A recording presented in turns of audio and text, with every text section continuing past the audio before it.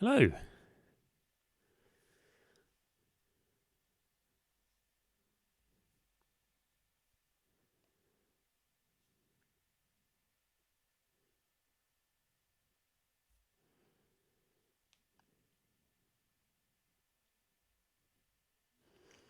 Now, is the audio working?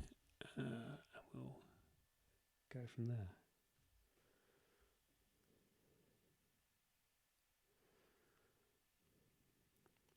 Hello, the joy of wargaming. How are we doing today?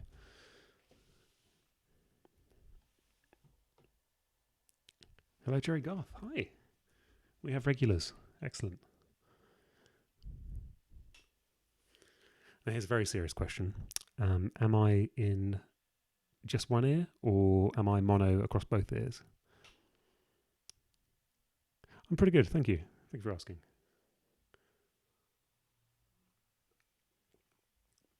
I'm much better than the last time I tried painting things because I've actually primed everything and built everything, which is apparently a key part of painting and building models.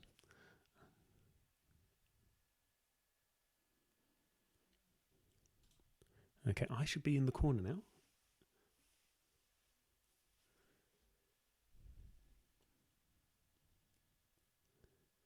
And what we're going to do is we are, so the moment we're kind of looking at Baphomet here, which is the sort of big bad boss character in Planet Apocalypse by Sandy Petersen, who you know from Cthulhu Wars, amongst other things, and also was a level designer on the original Doom and Doom 2, I think. So good pedigree there. So this is Baphomet. So we've got a few options for what we're going to paint today. We've probably only got time to sort of start painting one, to be honest. So this guy, he's kind of like, he's a wall. And I guess that means we probably need a roller to get a good even finish on him. Well, you can see actually I've not got a very good even finish yet. But here's the other side. So you may recognise these guys from the unboxing I did a few weeks ago. There we go. So, yes, so all of these monsters, they have too many mouths. That's the main characteristic they all share.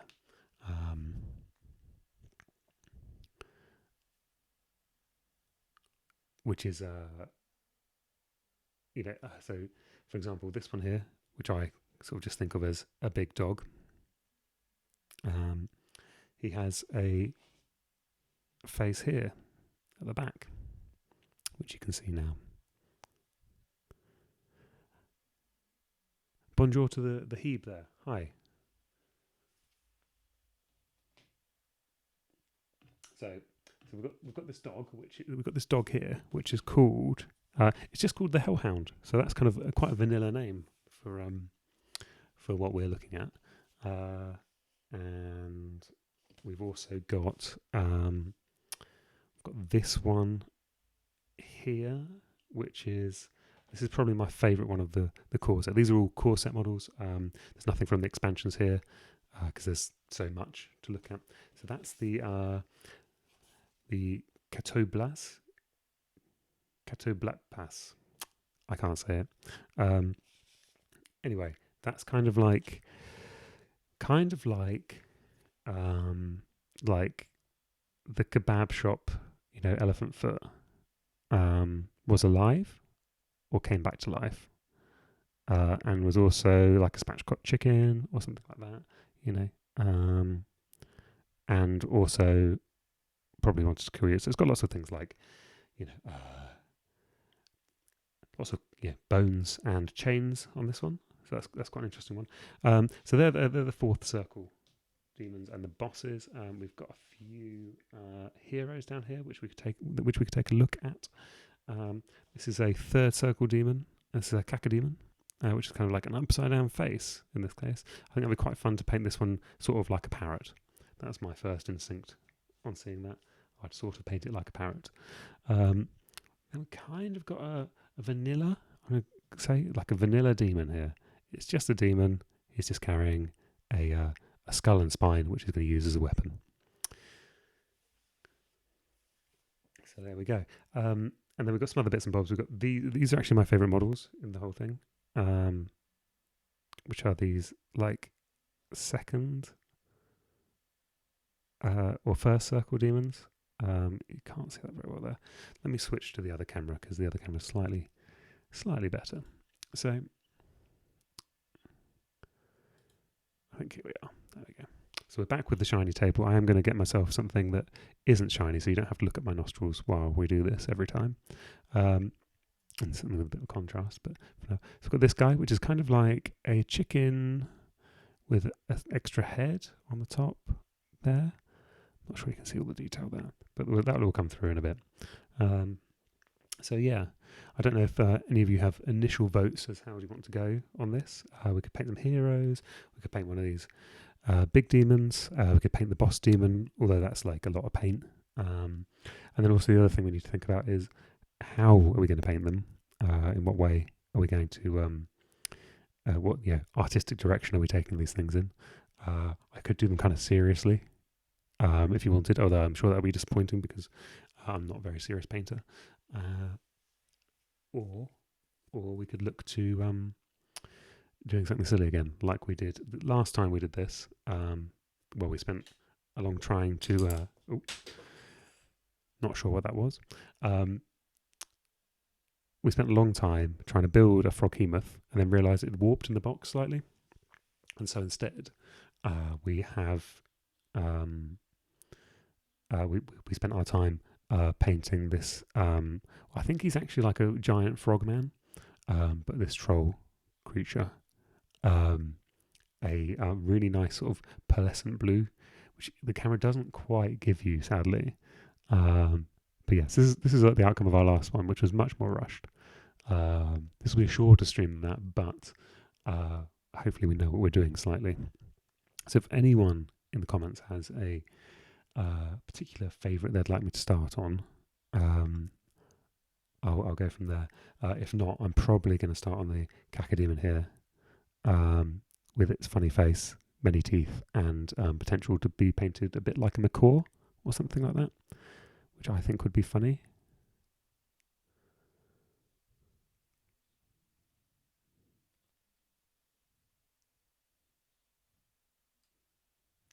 Okay, we're going to start. We can start with that. Now, I'd like to say we've got a really clear plan of action about how we're going to make this work, but we haven't. So I think we're just going to start. We're probably just going to start by. I think we're going to do it as a like a blue and yellow macaw. I would say that would be my initial instinct. So I think I probably want to start by So I probably want to start with taking these out in yellow and blue, alternating. We can probably just use the scale color for these. So we're using these guys, the scale color artist things. They're kind of a very straightforward but good acrylic. So I think it's scale 75.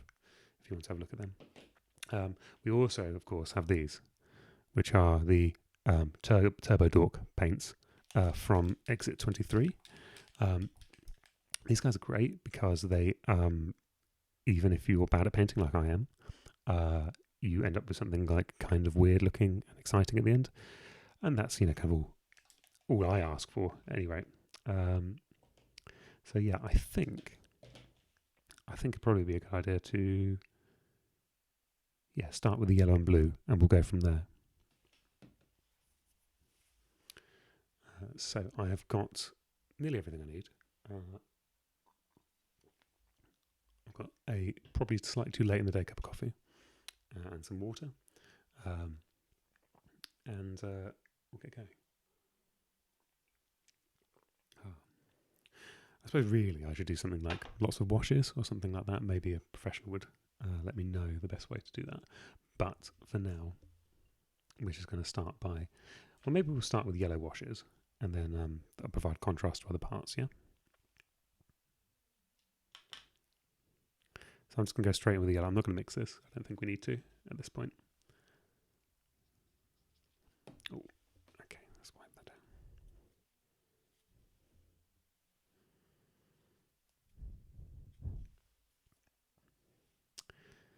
Okay, so I think, so immediately I'm thinking one thing we could do here is, so I could start with like kind of a yellow undercoat on all this for the yellow bits, but then I could actually turn that into a gold later, either through a wash or through something just like painting over it, I guess. Or we could like sort of kind of feather the tips of it in some way. So I'm going to start here with this sort of mid-timberly one. Yeah, there we go.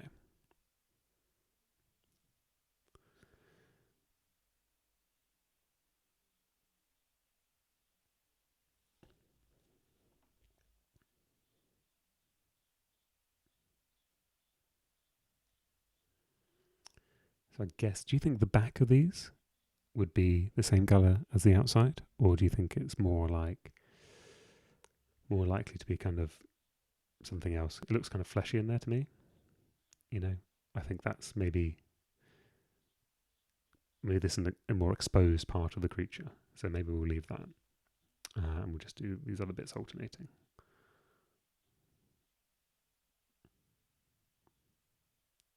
So I can't actually remember the proper name for the blue macaws. I think they have a proper name and I've completely forgotten what it is. But that's the reference thing that I've got in my head for this one. So I suppose I could tell you what this game actually is. And it's because we've reviewed it now, so the next issue, which goes on sale next Friday, I believe. If I've got my dates right. We've got a little review of Planet Apocalypse in there. A little review of a big game. So it's actually a normal size review, so 1-page review. But you know, it's one of those games that you feel like maybe it should have 4 pages, just explaining, you know, each of the horrible monsters, because they're sort of steeped in lore of their own kind. Let's do this a little bit here, yellow as well. So I'll obviously try and make this symmetrical when it comes to actually doing stuff. Okay, so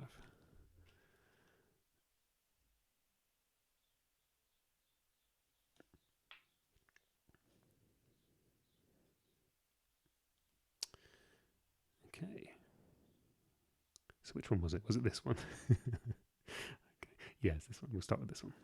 Okay. So it's a game about hell coming to town, and that's more or less it. And I think it's probably one of the most doomy games. I can't really say for sure because I've not played every Sandy Petersen game, but it's probably the most doomy game that's been committed to tabletop by the Sandy Petersen company.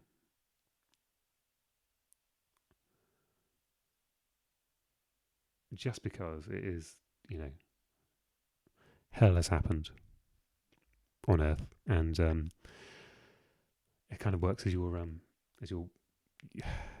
so the initial setup, because it's a modular board thing, so you can set up the board in multiple different ways for different kind of challenges. You know, if you think about each mode as a challenge, if you especially good if you like co-op games. You know what? This is not a symmetrical demon. I've made a terrible mistake. Have I? Have a little bit. Okay, so I think it's the equivalent of this one here. I think that's fine there. Okay.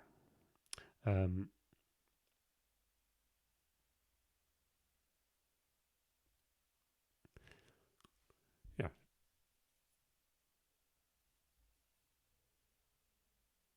Let's get rid of that. There we go.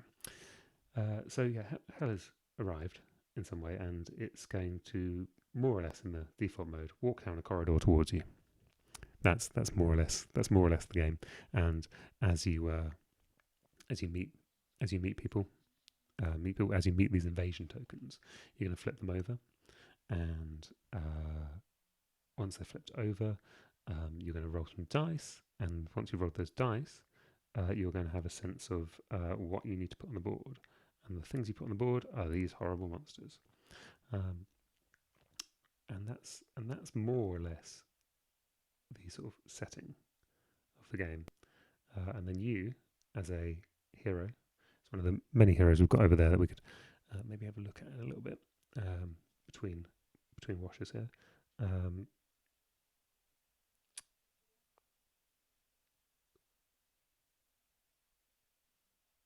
You and your one of those many heroes could sort of fighting them by throwing dice. Really, it's a very simple system. You automatically hit. You just need to get the right numbers. So this demon in particular here, they require two 4s. So you got to think that your characters probably start with like 1d4.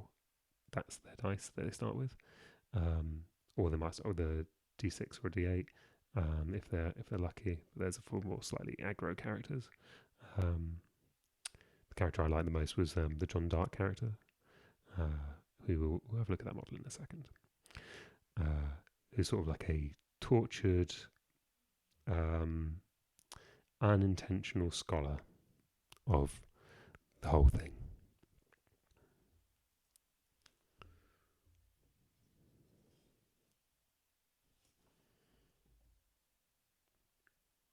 Anyway, so those heroes, you when you're in the tile, because it's all sort of segmented in a very direct way. When you're in that tile, what you do is you roll your dice to hit, and you remove the ones you remove by matching their criteria. You decide what you hit after you roll, which is quite nice, although it does feel kind of like cheating. But it's really required because the game's quite tough. So you do need kind of every little bit of help you can get. Should we do these bits here? Maybe that one. Okay.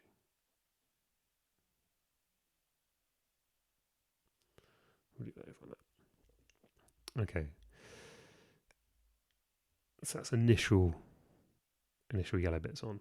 I'm not sure what we're going to do at the back here. We might have to do yellow, maybe yellow around these edges, I think, and then we'll do like blue down the centres or at the tops. So it's sort of like yellow wingtips, as it were.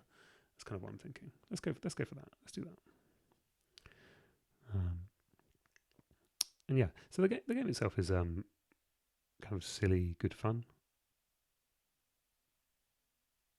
It's not like a brain burner or anything like that. Although you do have a sort of sense of panic as you play, which is sort of quite amusing. Which is sort of a sense that because everything you do nearly will in some way push the demons closer to you, and anytime you have like just some bad rolls, you're gonna end up in a situation where there we go. You're gonna end up in a situation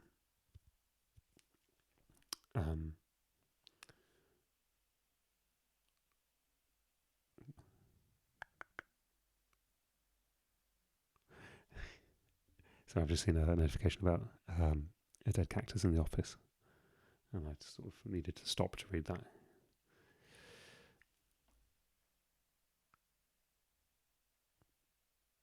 Anyway, I completely lost my train of thought there. Let's do these undersides as well in yellow, and then we can always refine it later, can't we? So I'm probably being too delicate from the start. I think slap it on, do more washes, right? I think that's the way to go. You got to remember, this is the Chris Can't Paint stream, so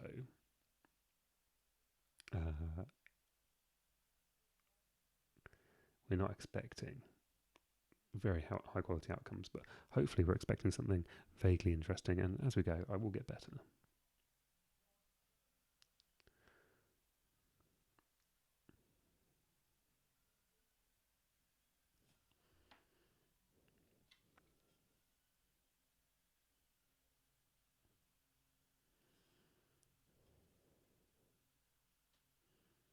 There we go.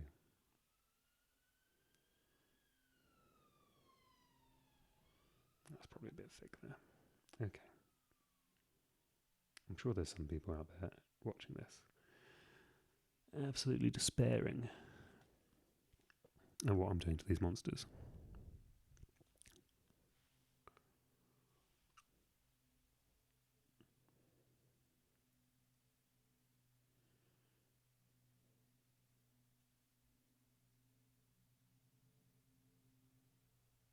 Cool. Right, so we have some very basic yellow highlights there.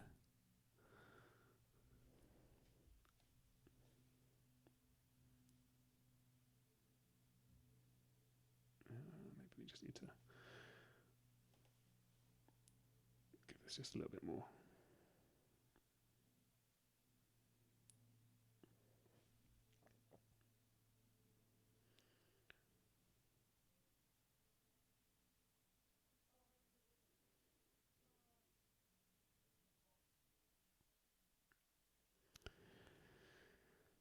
Okay.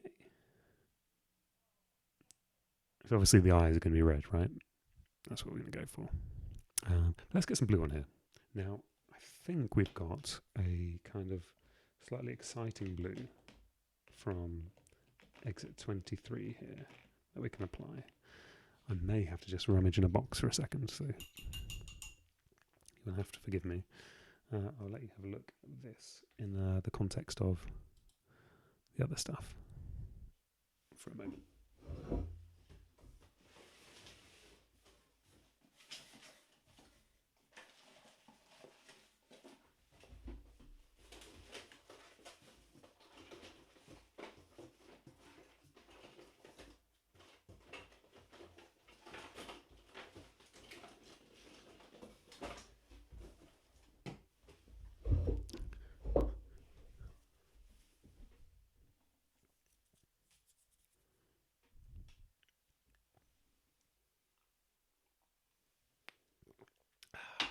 Okay.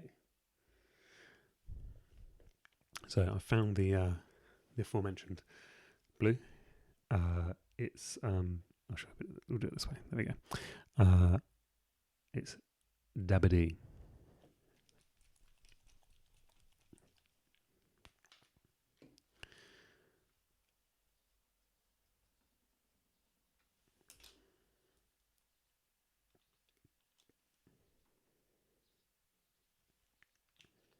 So I think these paints are a little bit more robust than the scale colours, just because I think they're possibly thicker. So let's see how this goes on.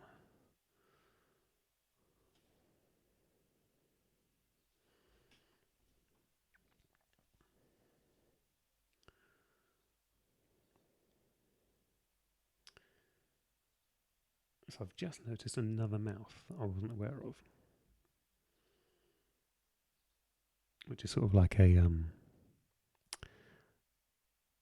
I guess it's like a sideburn mouth. This one here. Can you see that one? That little set of teeth just there. Just there. Yeah. Anyway.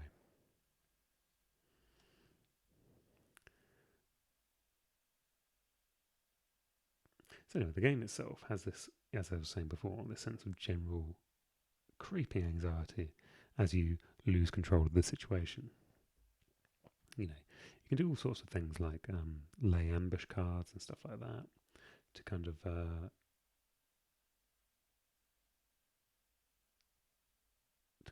gently stem the tide. You know, they're kind of like a quiet background kind of sort of ambushy thing. They're kind of like on guard really, or Overwatch or something like that. That's probably the better term to use actually, where they'll shoot anything that comes into the area as it comes in. So that's quite good for like maybe trimming things back a bit, but they're not very powerful. So that makes things a bit trickier. Okay. You see that there? So these exit 23 paints, they're kind of like they usually weird metals and stuff like that. They do have some like very normal colours that you can get, but obviously they're not the ones I said. Can you send me some of? Because I'm obviously most interested in making things look weird.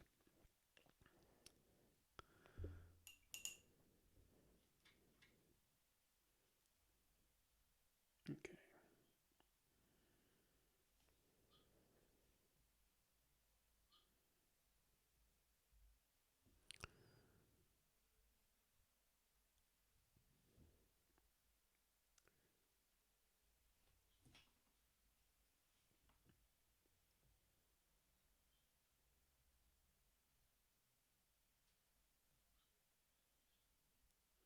So at one point I was thinking that I should be I should be sat here with like Bob Ross quotes and things like that, and from there we could sort of recreate. What is it? There's no mistakes. There's only happy accidents or something like that. Which I don't think that's right, actually.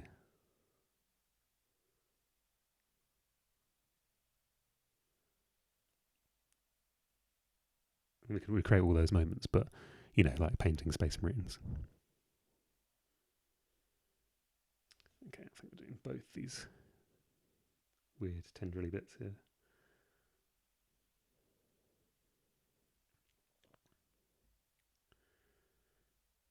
Yeah, I think that's okay. I think it's okay. I have realised that quite a lot of people will still be at work while I'm doing this. So for those of you who have turned up, I thank you for your dedication to this over your employer.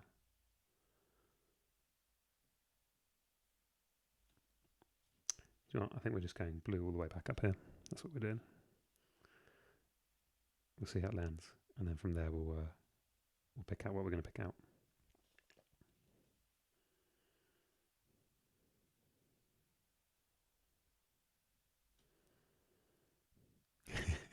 Not you, Wahib. No, of course not. That's quite right. What are you doing instead today?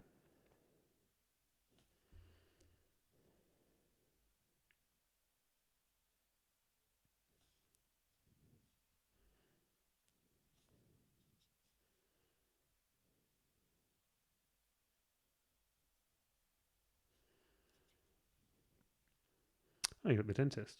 Are you being a dentist, or are you having yourself dentist did? Are you having your teeth drilled out, or are you drilling someone else's teeth out as a hobby that you pursue?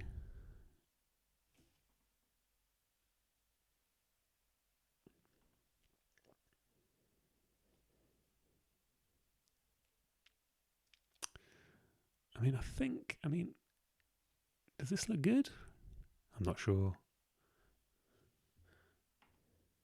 You've broken a tooth, blimey. I've got a terrible missing filling that I need to get filled in, which needs serious attention. But it fell out just as everyone went into lockdown, and obviously every dentist closed.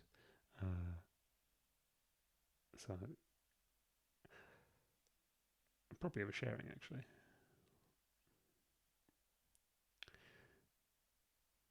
Oh, you like the blue? Thank you. I like the blue too. I think it's good. I think it looks better in person. I keep looking at it on screen and worrying that you can't get the full effect of it.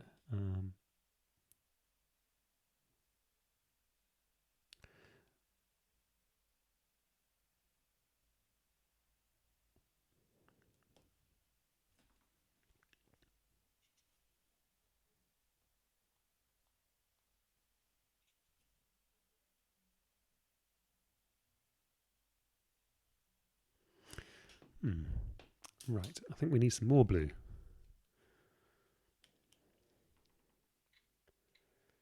Because once we've got this blue on, we can start thinking about what we're going to do next. I think the answer is going to be we're going to add some gold. Or do we do another yellow layer? Maybe we do another yellow layer. Not sure.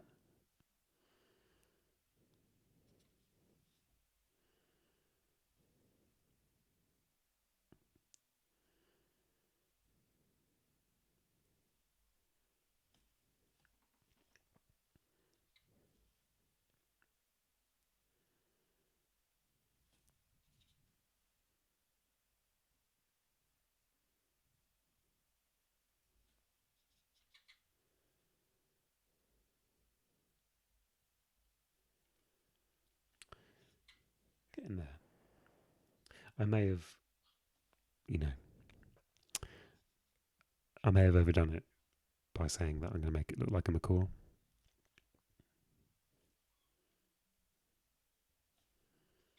I may have promised slightly too much.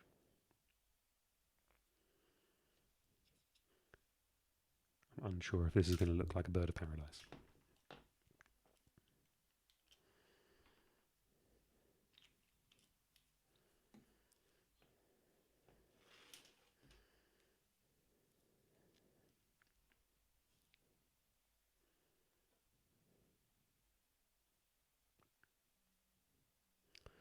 I suppose I could have done these pieces as sort of alternating. You see, they've sort of got little, I'm going to say lumps, but they are kind of like fleshy, muscly bits or whatever.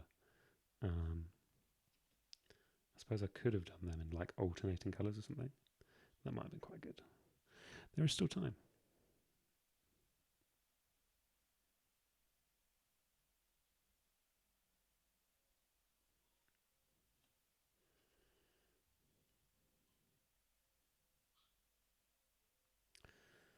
So I'm thinking about these eyes. Are we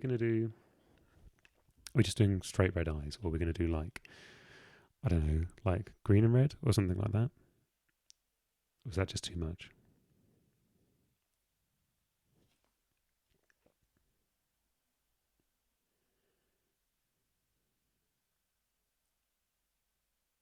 So the reason I like these minis a lot is because they kind of, they do the thing that is actually sort of, actually designates nightmares, right? Which is presents you a series of familiar things out of context in a way that's very unsettling. Just like the actual upside down face in itself is one thing. Having this tiny little skull back here, which I'm not sure you can see, does a similar piece of work.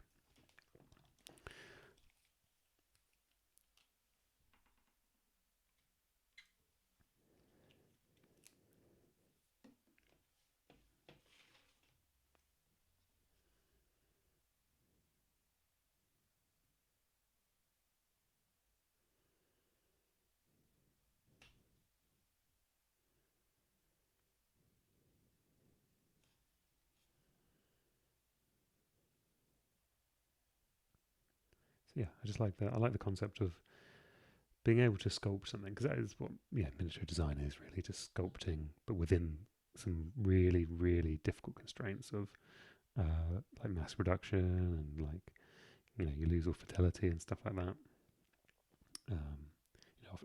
Often you talk to people who make these things. For example, the District 9 designs for the board game that we did a cover on a little while ago, a cover feature on. And I spoke to the model artist there, and we talked about the creatures in District 9, the prawns.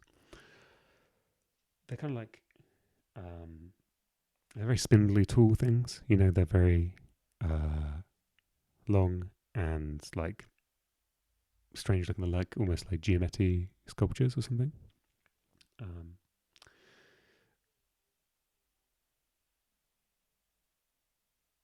Sort of like incredibly overextended, almost impossible creatures. And so when it comes to actually getting them, down in plastic, as it were, that becomes very tricky, because that's impossible to have that proper scale. So what they ended up doing, and what a lot of miniatures creators end up doing, is they end up putting together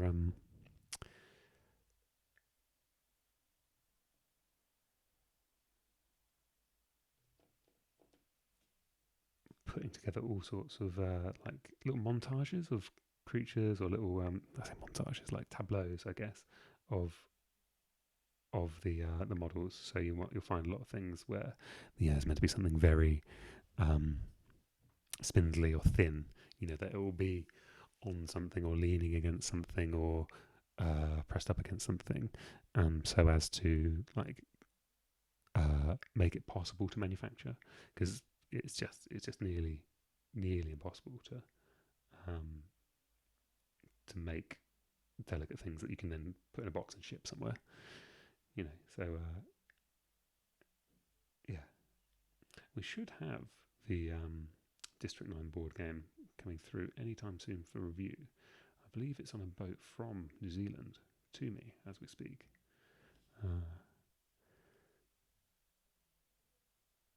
So hopefully it gets here. I don't know if there's any restrictions on that sort of thing. Obviously, New Zealand's a very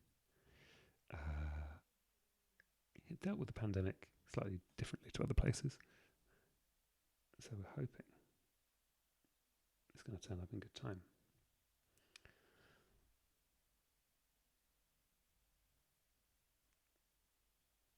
Okay. Can we see this?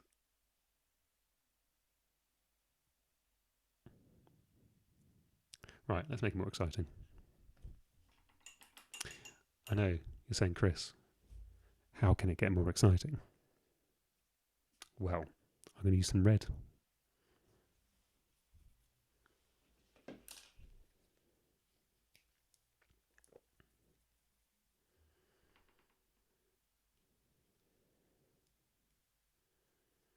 Now I'm just going to do like a red wash over the eyes to begin with. And we can do maybe some like detailing later or something like that. But one thing I want to do is I want to immediately do some like picking out some details like on the lips and things like that, because I think that'll be funny. So for a little wash, I'm just going to use this very basic red. I'm not going to muck about with it or anything like that.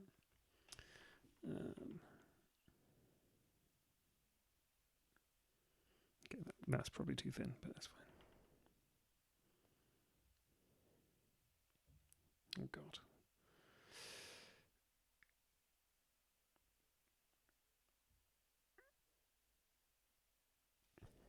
Okay.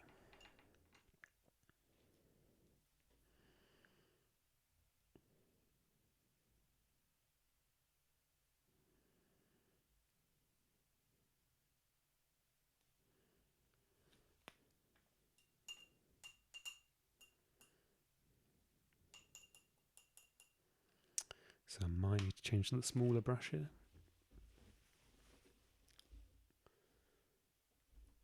Apologies for any sort of shaky-handedness here.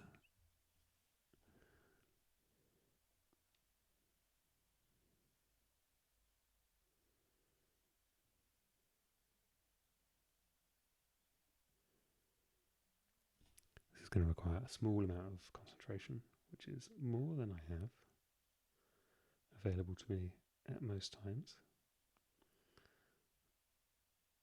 So you'll have to forgive me for this brief interlude of painting silence.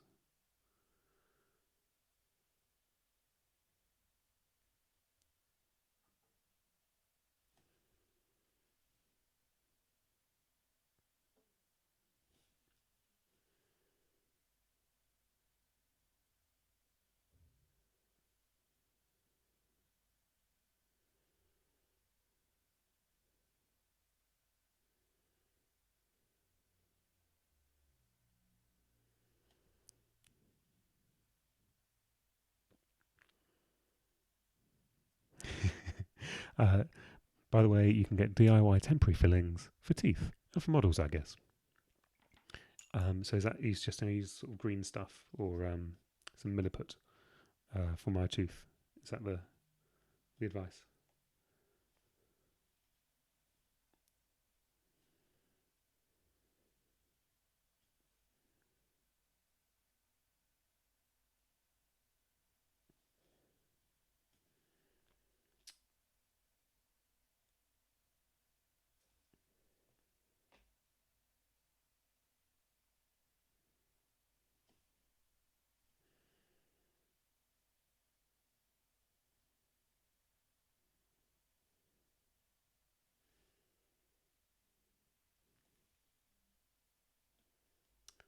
Right, that's one mouth down.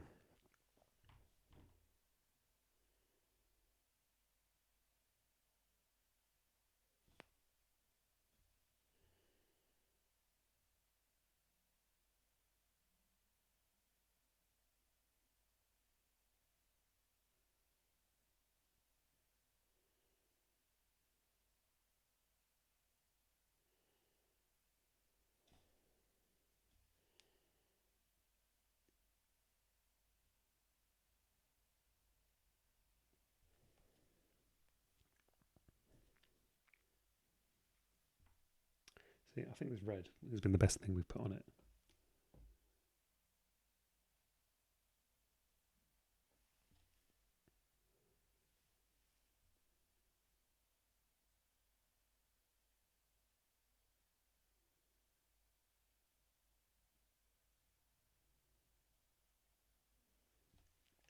Cool. I think that's coming along. I think we're coming along.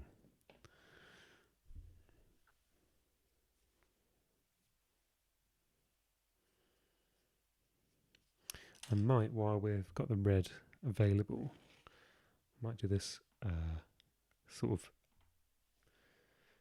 I'm going to say back part here. Generally give that a red wash, and we'll work out what else is going on around here later. There is a skull there, so we can obviously paint that the traditional skull colour of gold.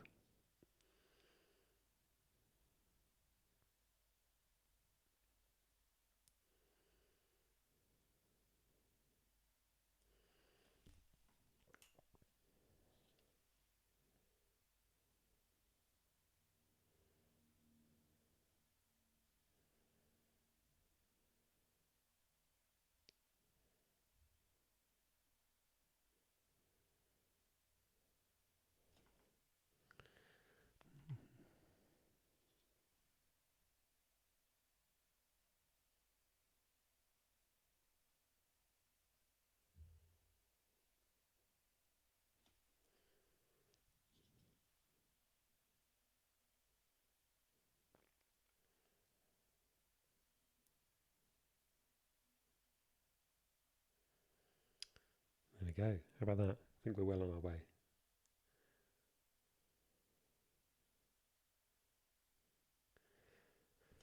Right, where next? I suppose we can do the, we should probably start with the whites on the slightly bony bits, and then go from there into sort of slightly more interesting territory, such as maybe mixing up a goldy, bronzy yellow or something, or just making the yellows more, just give them the second coat. Right, where's the white? We'll start with that. We'll do some washes afterwards to make them appear horrible.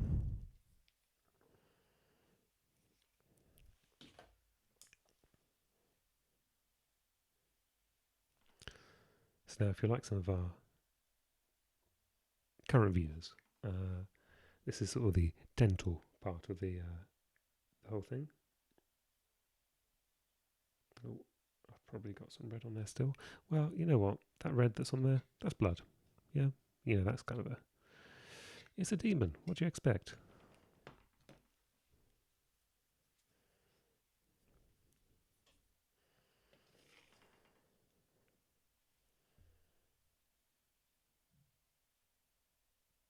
There we go. This top row has definitely been whitened.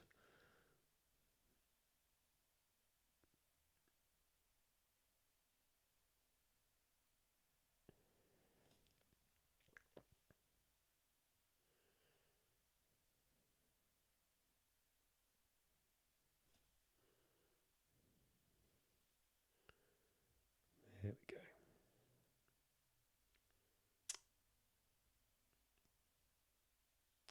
Yeah, so this creature we're actually painting, attempting to paint as a parrot, is one of the more annoying enemies to fight because, as I said earlier, you start with probably one dice or one die. Merry Christmas, Grumpy Turnip.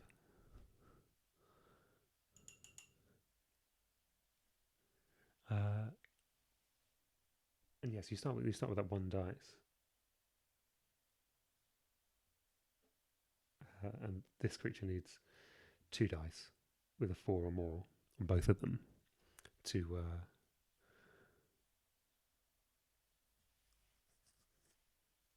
be defeated. So it's actually one of the more difficult things to do damage to. Obviously, the bigger demons, the 4th circle demons. There you go. Look at that. See, we're getting there, aren't we? You know, does this look scary? Maybe.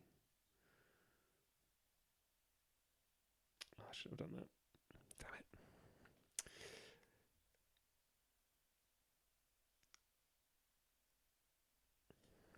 Maybe that's quite a nice effect. Okay, I'm gonna do the same mistake over here on purpose.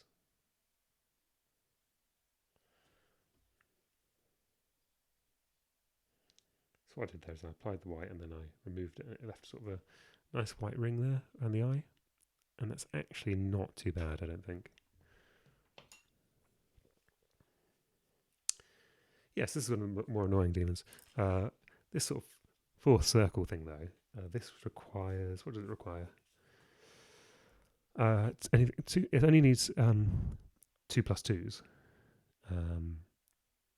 but it will, each time you get that, you only knock 1 hit point off it, so it's a lot tankier. It's going to take a while to beat.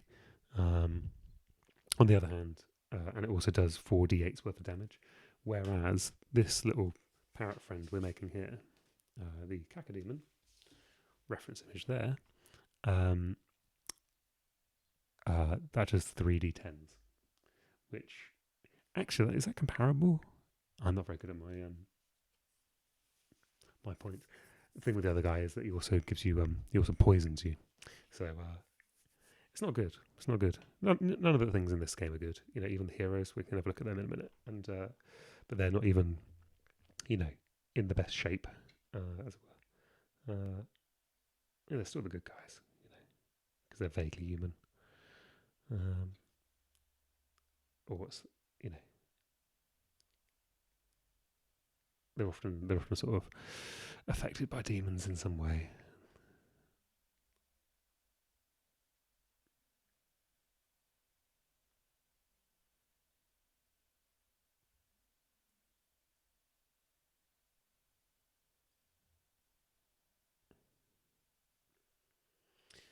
Okay, so I think we've kind of got a layer and everything there now.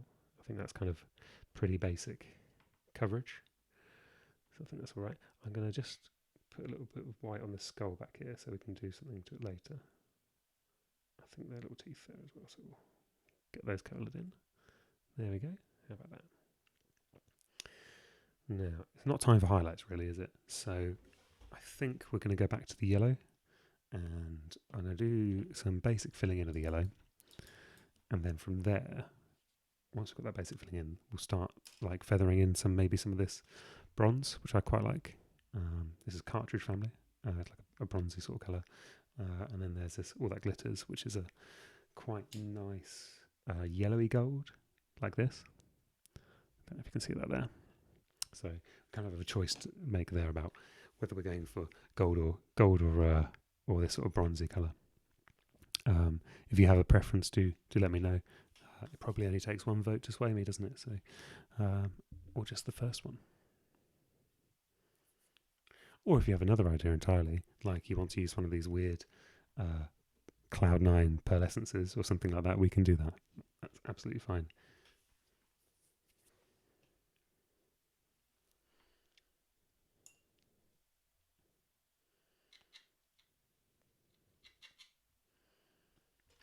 Okay, let's fill out these yellows slightly.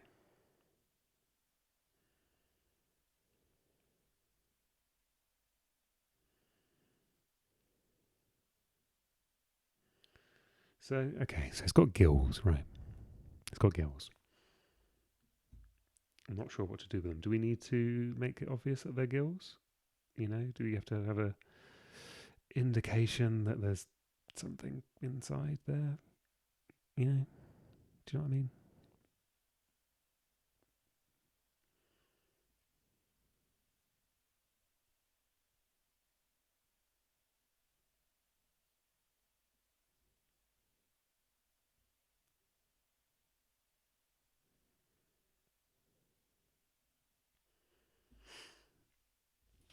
There we go. So in one of the games I played,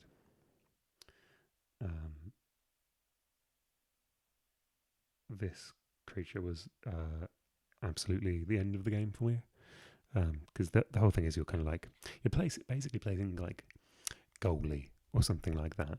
And for every demon you let go past into the world, you kind of lose a point. You know, and if you let 10 points worth of demons go past, that's enough to end the game. in a non-favourable way. Obviously, winning the game is won by just bashing things with dice.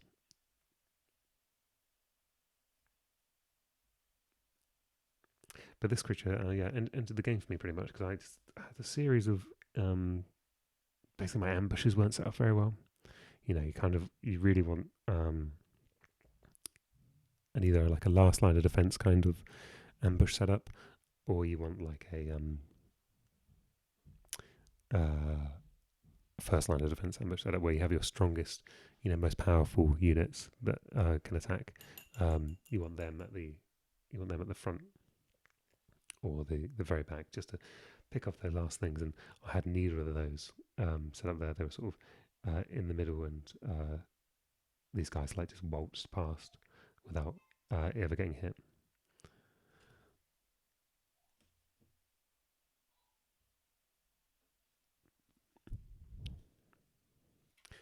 Yeah, okay. So just filling in the yellow here. But on the plus side, they don't have status effects, which are things that at the end of the turn or when the track goes up, I can't remember which actually, means you end up losing like health or courage. Courage is the main currency in the game, which allows you to buy your upgrades and things like that.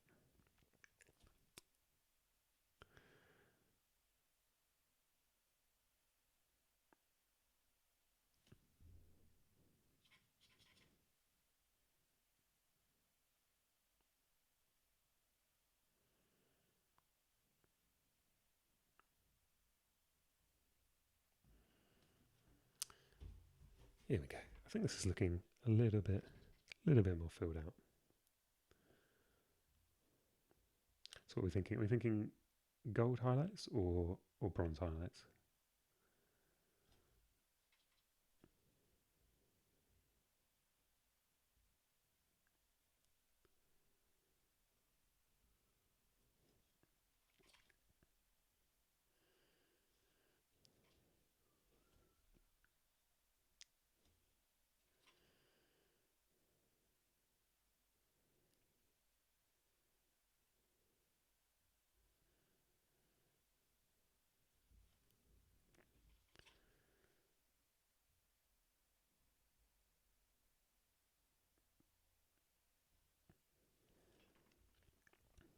There we go. Look at this.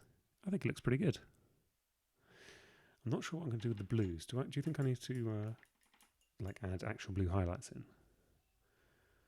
I think I probably do. You may hear a baby in the background.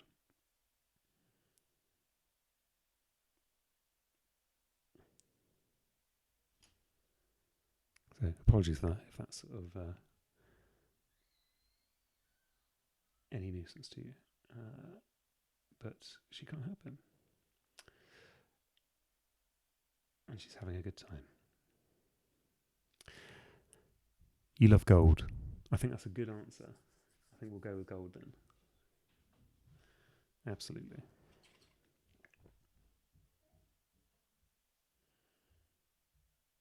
I think I will do sort of gold highlights on these to bling it out a little bit. Because at the moment he's only shiny in like 90%. Say it.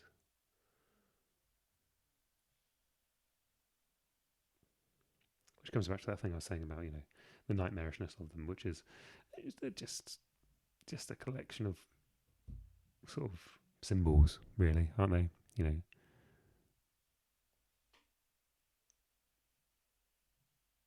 Cool. Okay. So I think blue highlights next. And we'll come back to the gold because that'll probably have dried out slightly. Now for the professionals watching, I'm sure I'm meant to like leave this to like dry for a little bit, which I can do, but I think that's boring. I may have lost interest by then.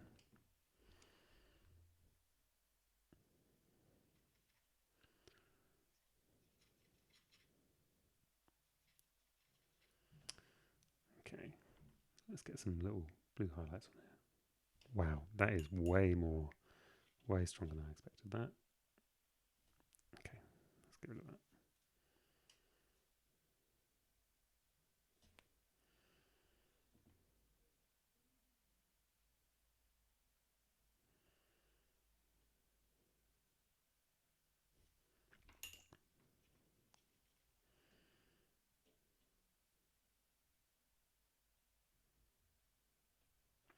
I suppose this has maybe just accidentally become a wash.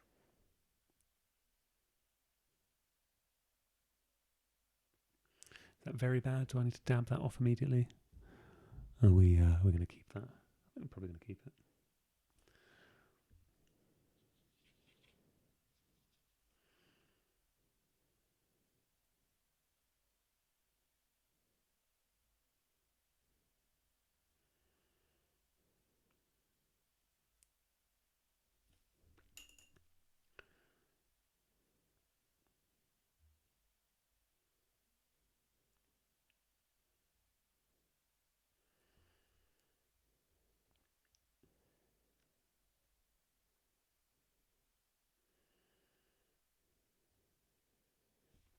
I think that's pouring out slightly.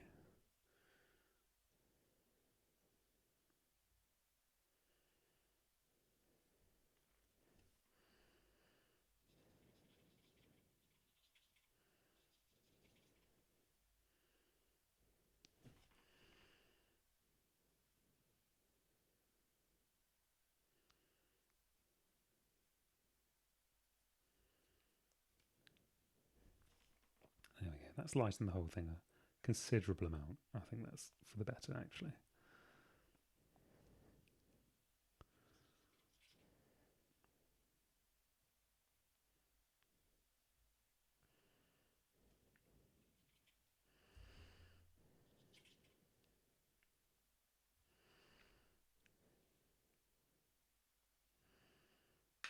Okay, I've gone a bit mad there. Need to dry this out slightly.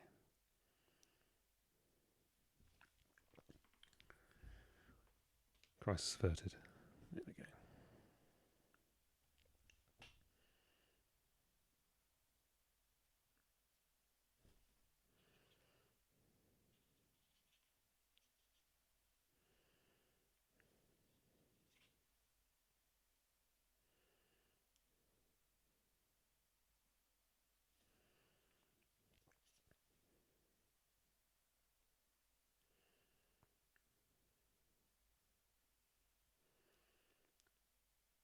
How's that looking to you all at home? I apologise for the moments of silence in this as I forget that I'm on stream and just enjoy painting something. There we go.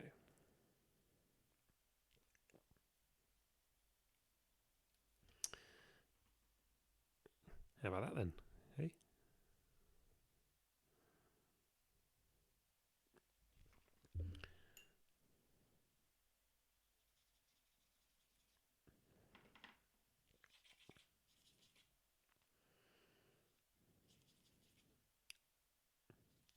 Just going to do a little extra wash in here. Oh, that's far too light. Never mind.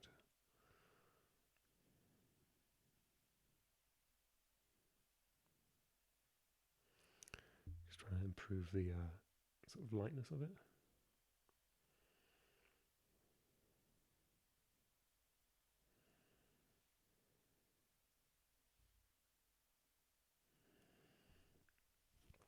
There we go.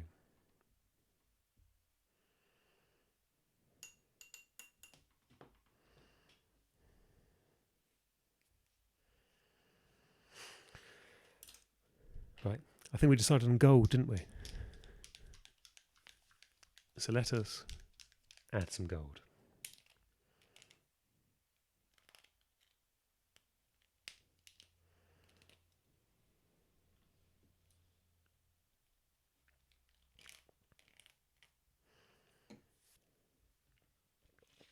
So I'm thinking gold for like the tips, right?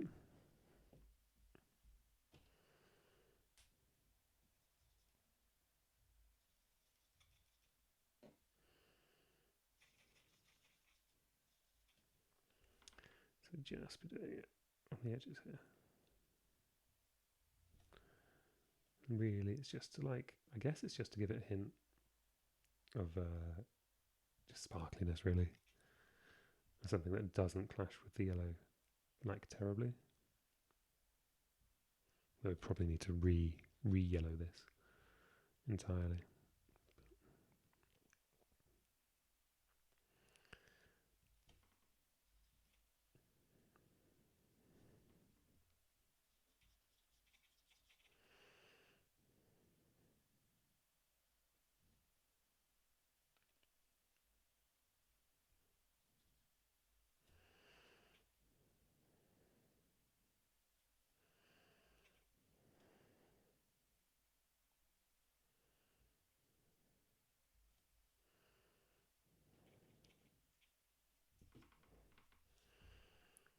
Okay.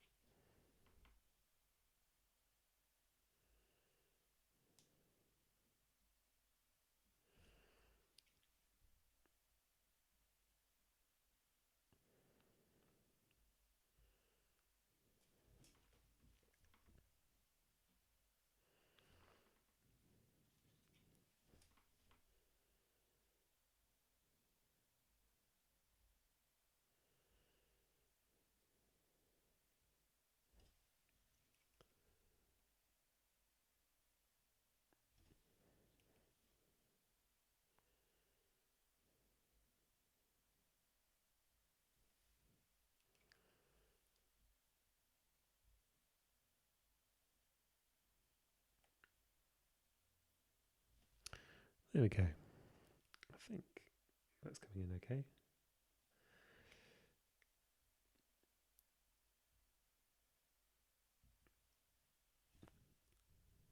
I mean, maybe accidentally we've done the Duncan Rose advice of 2 thin coats.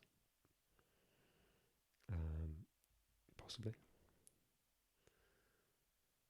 But I'm unsure.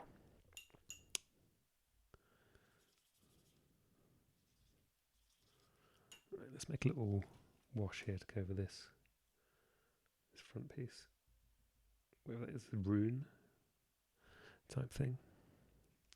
I'm not sure about the lore actually, but I think the lore of the game might suggest that all these creatures kind of exist as, as a rune, as it were, rather than say as the actual bodies they inhabit.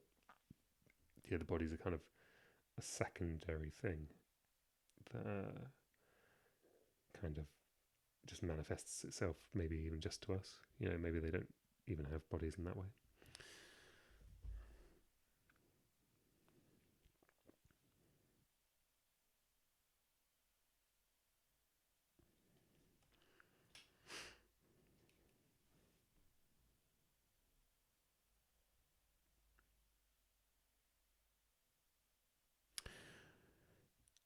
Okay, I think we're nearly there in terms of initial attempts at a level 3 demon.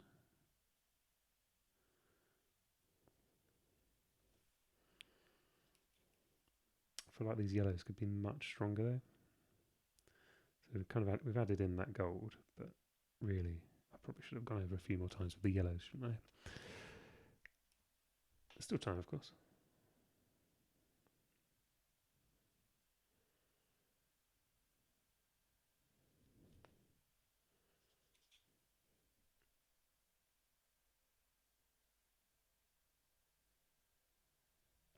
So that's what we'll do. We're going to boost these yellows slightly.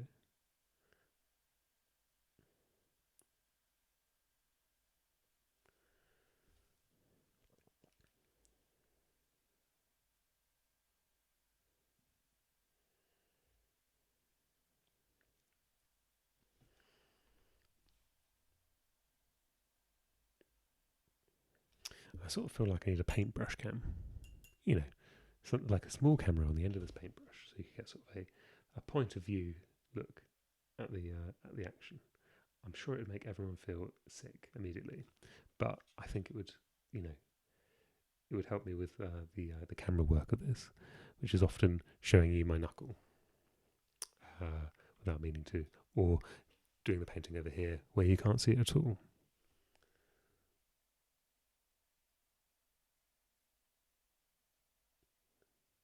Okay, we're getting there.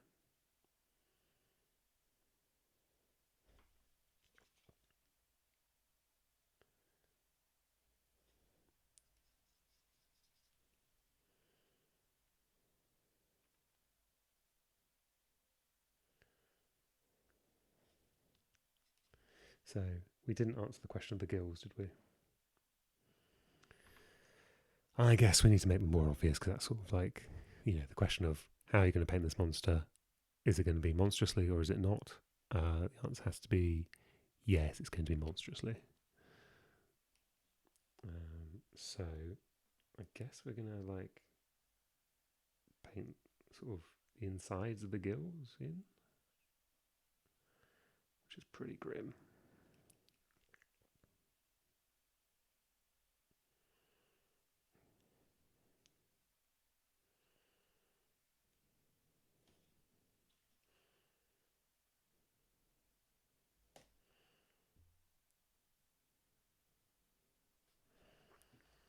Yeah, okay.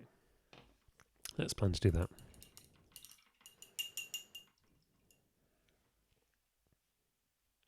If, of course, anyone in the chat has a direction they prefer this model going in, do just shout.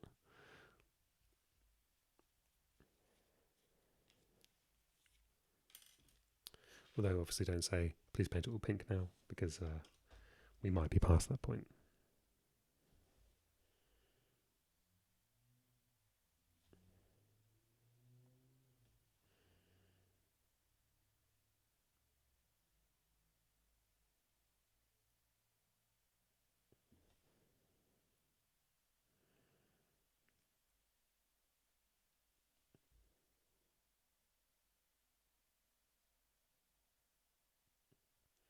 Right, so I'll sort of slap that on there, then maybe we'll wash over it, and that'll fix it somehow.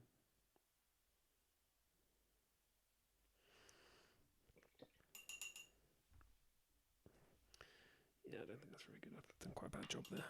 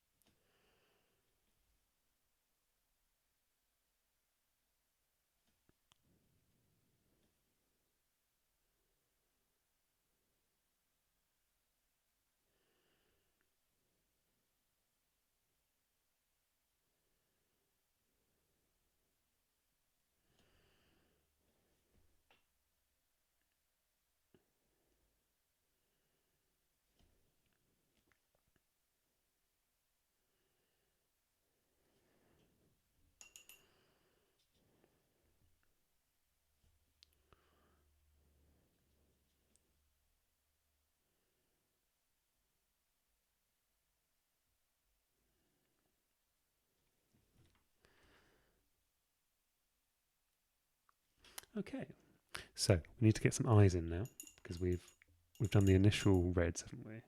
But we probably, maybe it's sort of red with a black pupil, or something like that. I don't know how people feel about that. I did mention green earlier. I'm not sure if it's the right choice. I suppose we could try it and always paint over it. The tentacles on the back definitely need some highlights. Do you mean like the internal tentacles, or do you mean kind of like just straight down the back here? Or do you mean these bits? These sort of these internal side bits here.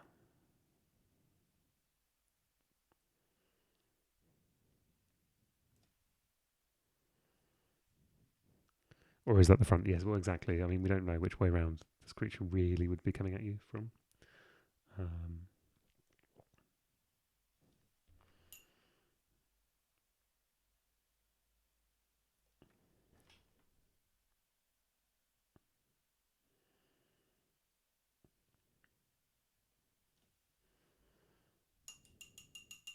The 6-pack bit, right? Okay. Sorry, just to be clear, is it this 6-pack bit at the top, or I mean, it's all just muscly bits, right? So, which 6-pack on this particular monster? Do you mean top or bottom?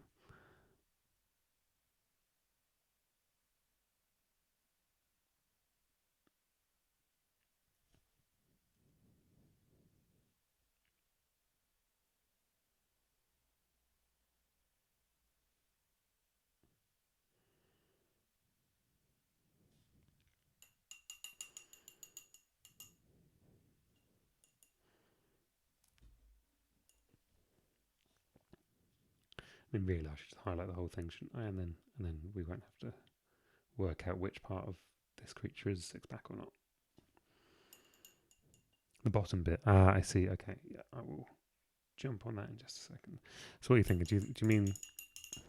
I mean, I guess I'm going with the blue, aren't I? Again, so it's just the sort of blue-white sort of thing. You know, right? This does need sort of a bit of love.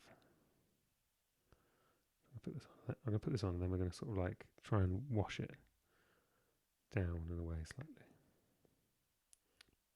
but obviously not all of it. For those of you who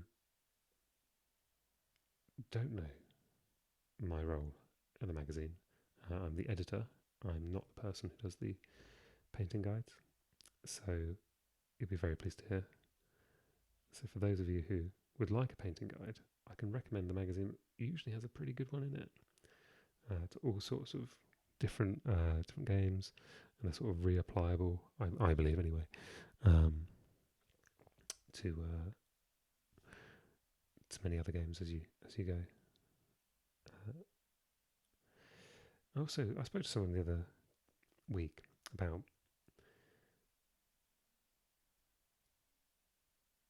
the idea of it's actually someone who kindly contributed a photo to the magazine for a very old game that's out of print that we happen to be writing about, an old Milton Bradley game called Thunder Road, and which is it's basically Mad Max. Yes, he is all 6-pack. You're quite right there. The Grumpy Turnip. No, just Grumpy Turnip, not the Grumpy Turnip. Anyway, and they were talking about this idea of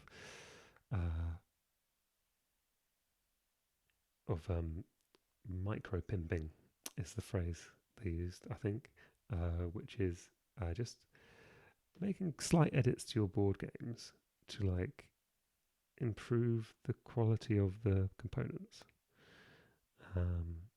So sometimes that'd be like replacing the normal tokens with wooden tokens or something like that, or making your own custom meatballs, or that sort of thing. That sounded quite good. That's like quite a nice idea. I guess that's what we do in the magazine painting guide anyway, which is a kind of, just like make your boards look better, using our painting guides. Because while it's very nice to play, something like this or something like Blood Rage or, something like that, I'm going to continue doing this highlighting, by the way. Thank you, Grumpy Turnip. This was the best idea so far. We should continue doing this kind of, because I like that. I like the way that's highlighted out now. So that's a very good idea. I know it's a bit blotchy, but I am an amateur.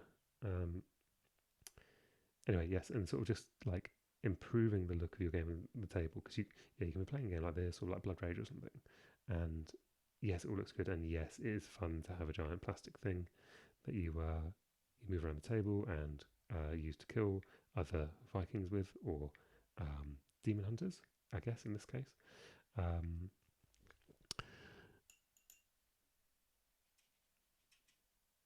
But it's slightly more fun if everything looks really good.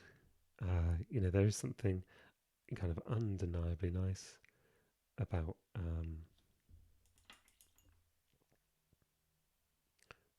just like a fully painted army on a board, and that sort of thing.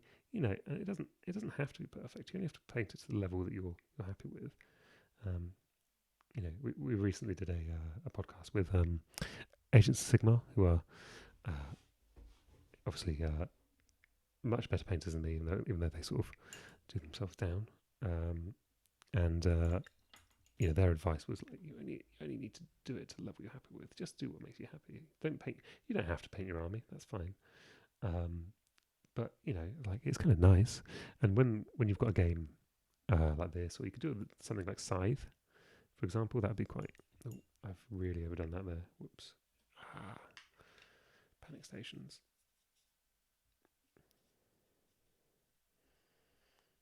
Okay, that's a bit better.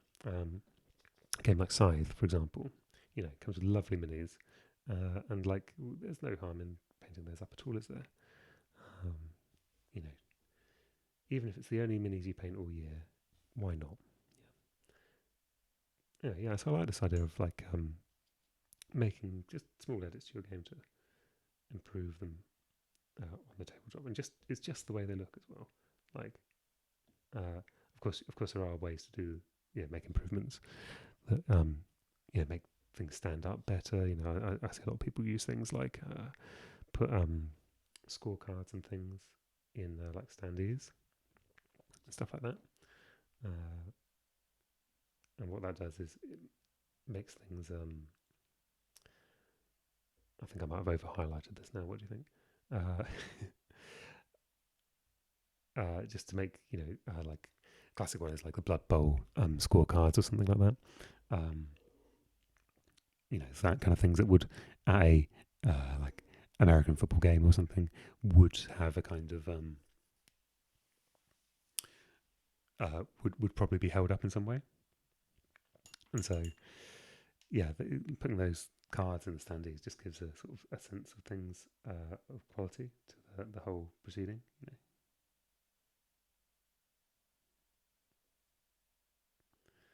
Okay. I think he's getting there. I've probably only got about 20 more minutes, so I think it's probably time to start on as much final touch kind of stuff we can do. So I think, let's paint one of his, or both of his eyes, one of these funny colours. They're like jewel colours. I think we'll go with a bit Cloud9. Which is again another Exit 23 paint. Hopefully this will work.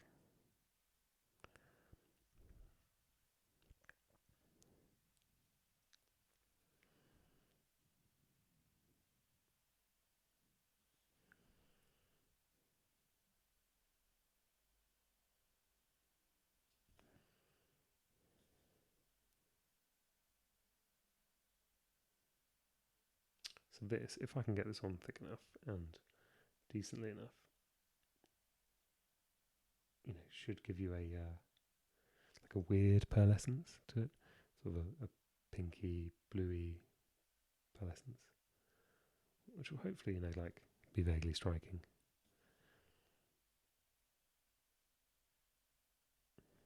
I suppose we could use it on the rune as well, couldn't we? We'll sort of wash it on and hope that some of its magic sticks.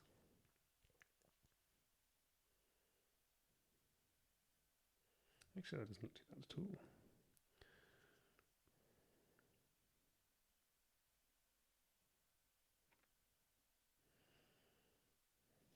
Let's water that down. Wash that on a bit further.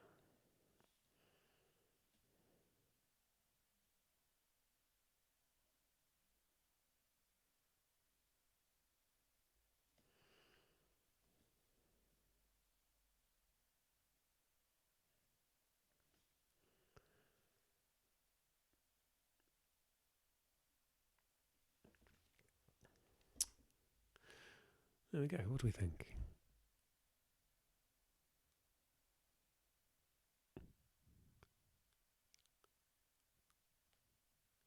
Shall I give you a? I'll pop them next to the last thing we painted. We'll see.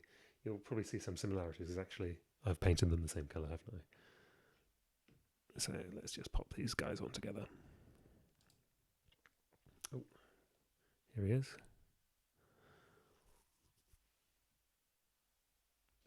Let's get these chaps out of the way. There we go.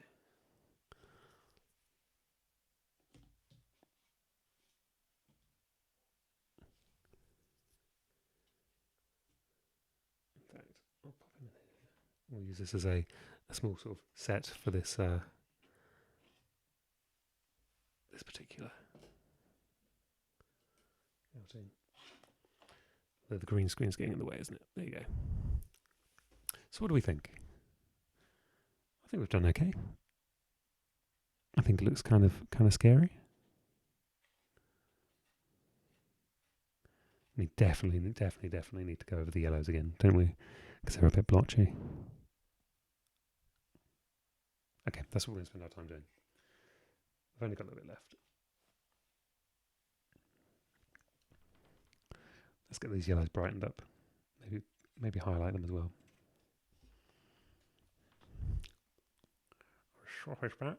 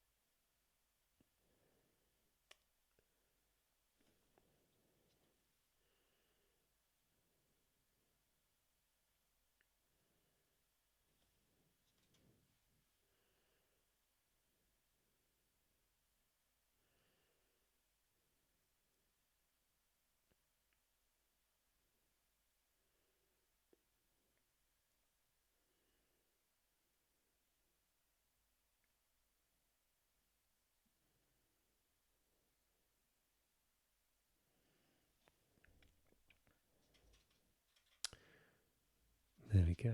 That's a bit better, isn't it? Let's get some highlights in on this on these yellow bits.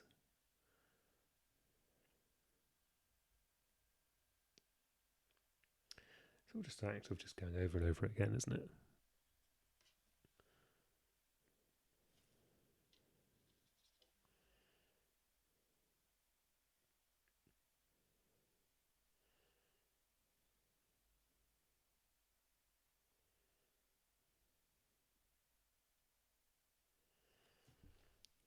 How's that looking? That's a bit more robust, isn't it?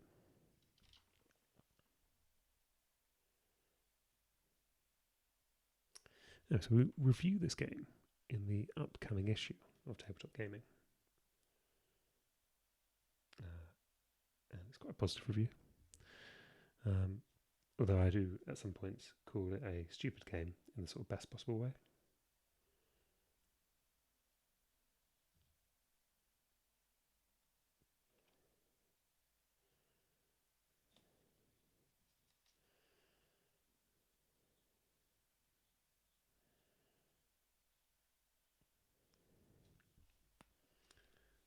There we go.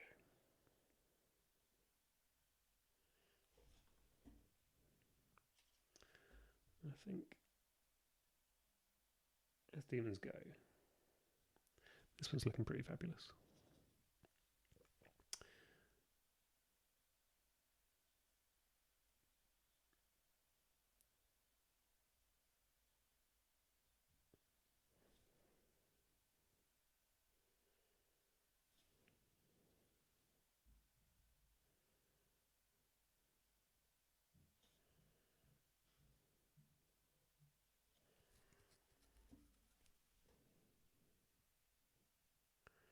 I think I'm going to say we're coming up to done, because very shortly I have to go get ready to go out somewhere. It's quite exciting, safely and socially distanced and all that sort of thing, obviously.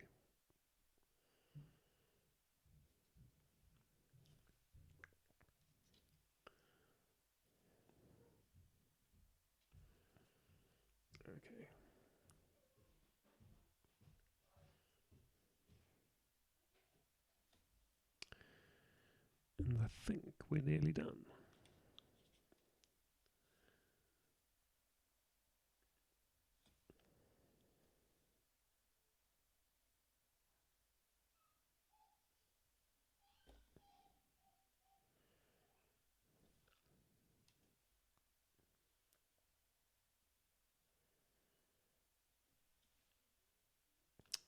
Okay, so I think that's it. I think we're there. I think we're there, guys. So here we are. I don't think that's bad for an hour's worth of painting, and it's quite a big model. Let's be honest. This isn't the average Space Marine nonsense thing. This is a pretty large demon. So let's swap to this one. And we're probably going to take the filter off. Let's take that off. Okay.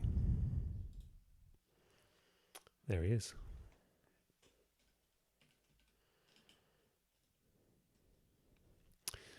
There we go. There we go, guys. I think we're done. Any final thoughts from the chat before I say goodbye?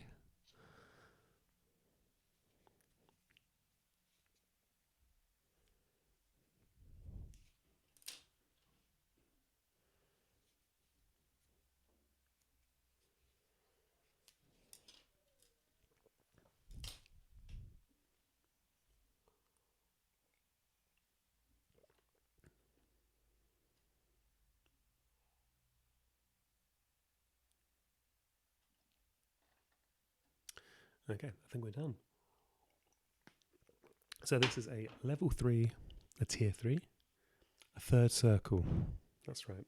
A third circle Cacodemon from Sandy Petersen's Planet Apocalypse.